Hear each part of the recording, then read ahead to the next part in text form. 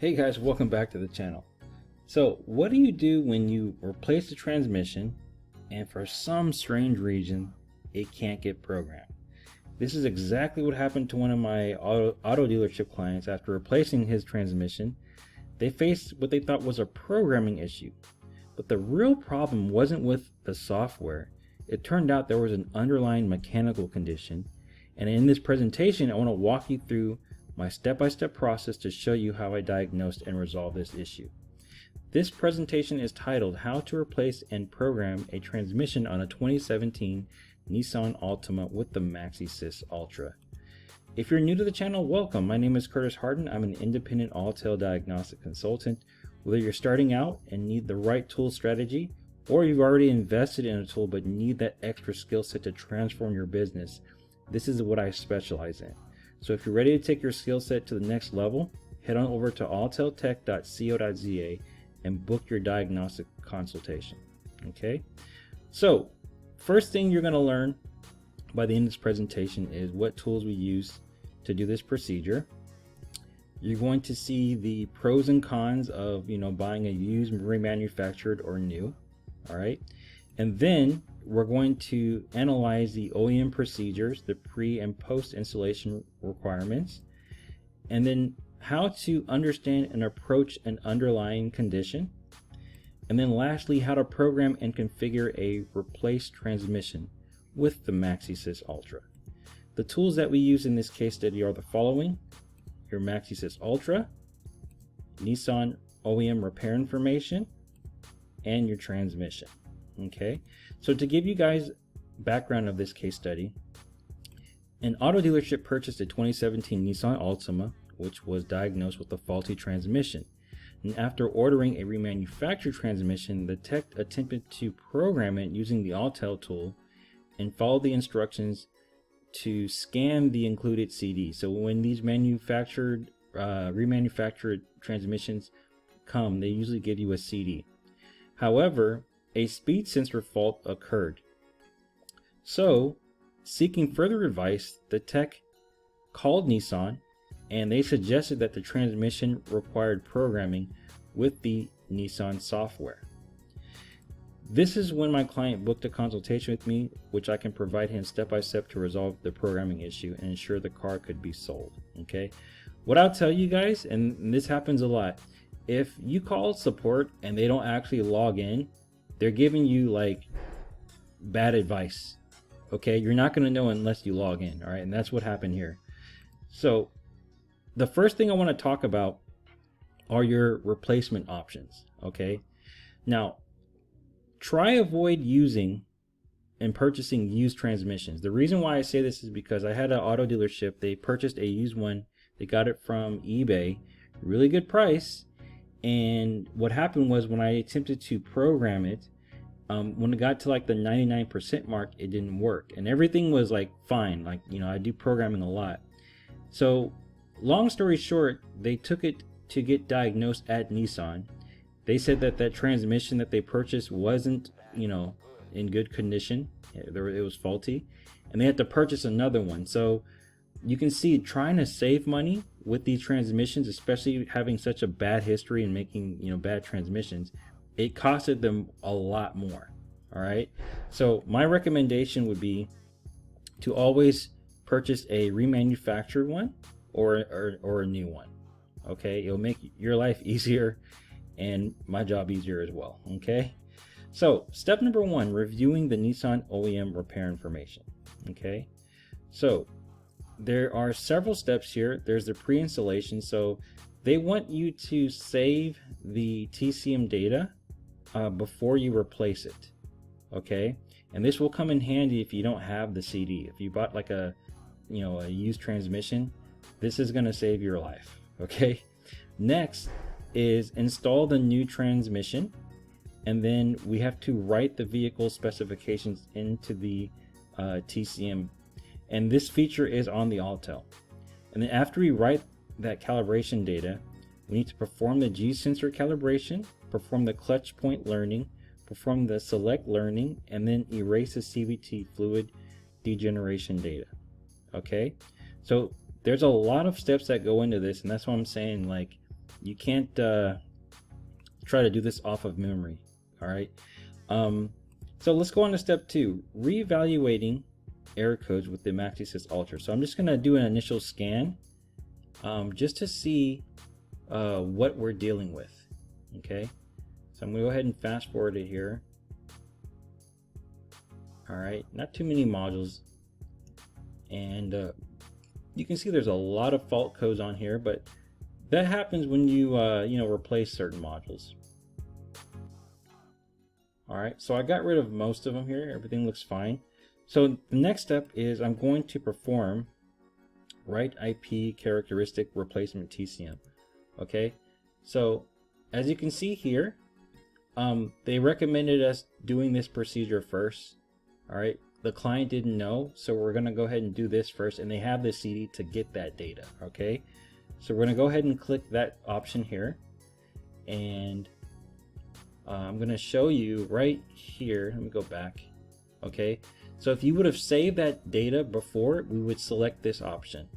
Okay, because it's just going to transfer it from like the stored memory of the Autel and transfer that data over.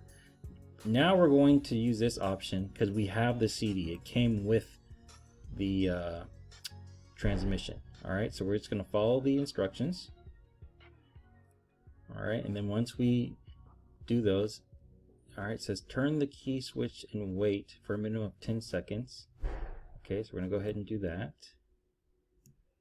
All right, ignition is on, engine off, gear in park. Once we do that, we're going to click OK. And then it will take us to the next prompt, which is to scan the CD. All right, so we're using the Autel camera. All right, so we got the picture of the CD and it saved that information onto here. All right, so data writing completed successfully. Okay, so next we're going to the next step, which is to perform the G-sensor calibration to ensure precise control of the vehicle acceleration and transmission shifting. Okay, so we're going to go locate this on the upper right hand corner, G-sensor calibration. All right, and we're going to follow the prompts.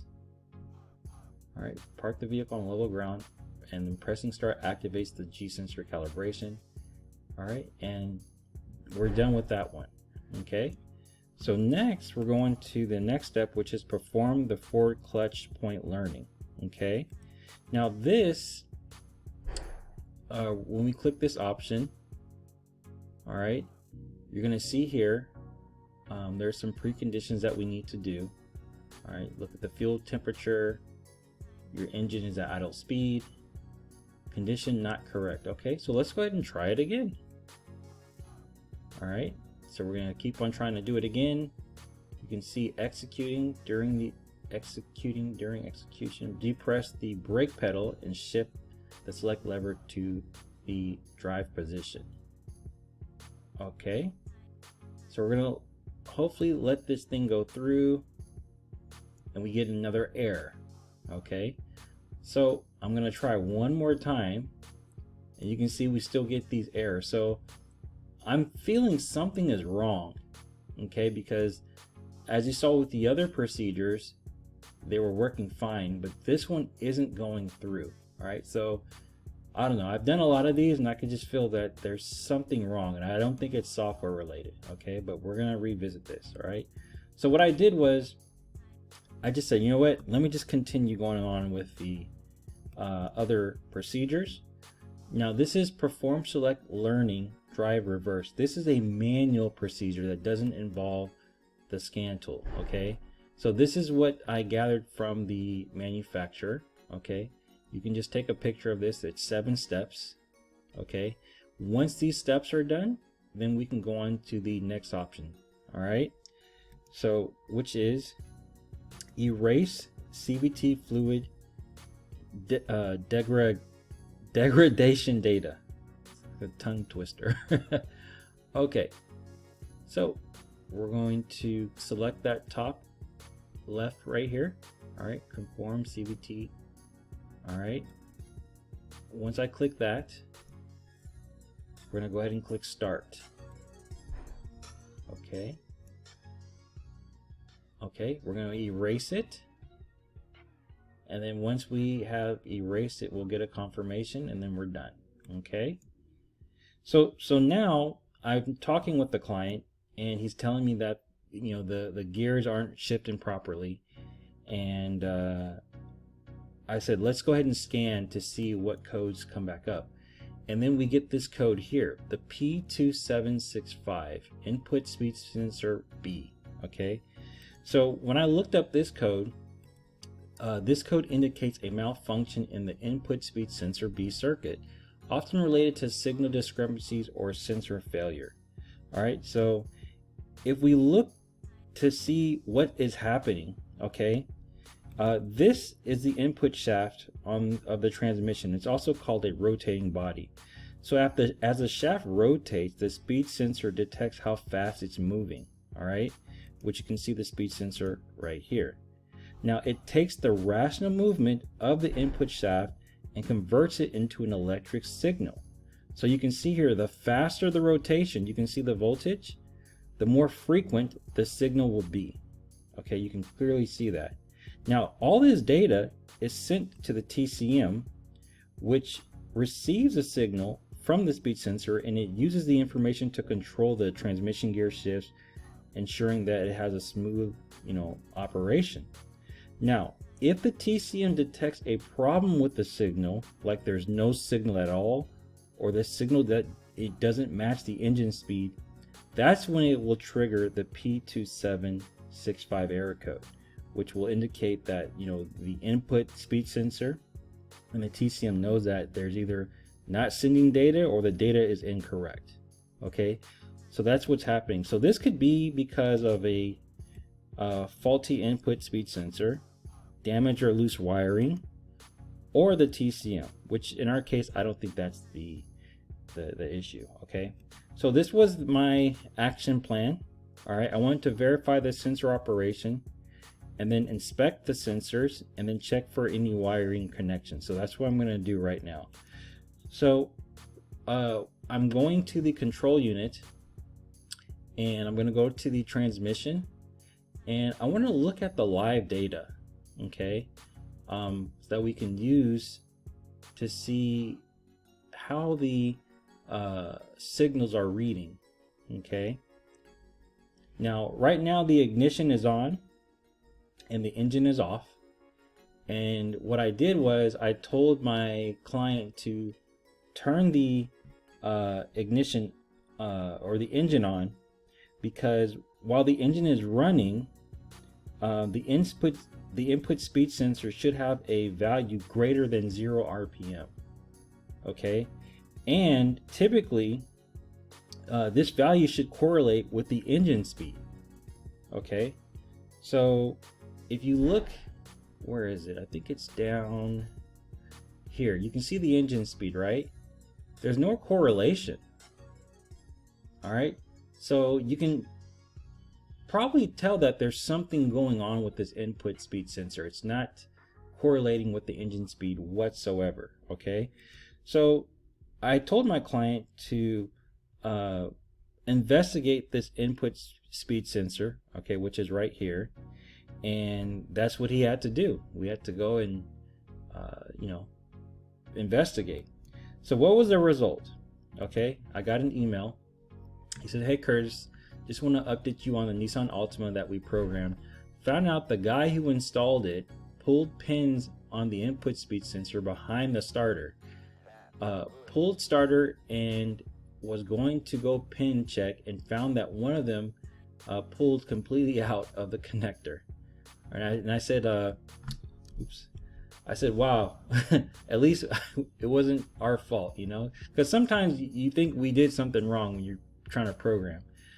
Thanks for all your help with this stuff. I couldn't have done it without you. Okay, so in summary, the first step you want to do when dealing with Nissan, or you're replacing parts, you want to inhale the data before transmission replacement via the IP characteristic replacement TCM special functions. Okay, as I said, with this case study we didn't do it, and luckily we have the CD, but if you inhale the data before replacing it, it's going to save you a lot of headache. You don't have to install the OEM software. Okay, Next, being cheap can be expensive when purchasing a used transmission. Try to purchase a remanufactured or new, okay? You guys be the judge, all right? But I'm just saying, with the history of how bad these transmissions are and the risks involved if it doesn't go through, you could be paying a lot more, which you don't want to do if the transmission isn't being accepted, okay? Next, when a special function like relearning keeps failing, it's easy to assume that it's the tool's fault. However, in some cases, the problem lies within the vehicle itself.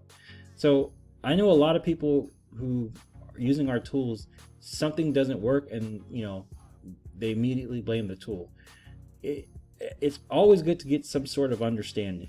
Okay, sometimes it can be, but most of the time it could be an underlying condition. We just don't know that. Okay, next, for the P2765 diagnosis, ensure the input speed sensor reads above 0 with the engine running and the vehicle stationary. This confirms sensor functionality and helps identify the problem. If you're not getting any reading that's correlated to the engine, okay, speed, then that could tell you that you might have a problem with that speed sensor. Okay, and lastly, problems aren't solved by tools alone, they're solved by understanding. Now, this auto dealership, they have really good techs, but with the help of someone like myself aligning him with the right information, it was able to allow them to get the result that they wanted. Okay, so if that's what you want to do, head on over to allteltech.co.ca. That way you can get the tool and you can get my expertise that comes with the tool to help prevent problems like this. Okay, so with that, guys, I hope you enjoyed. Have a great weekend, and I'll talk to you later. Take care.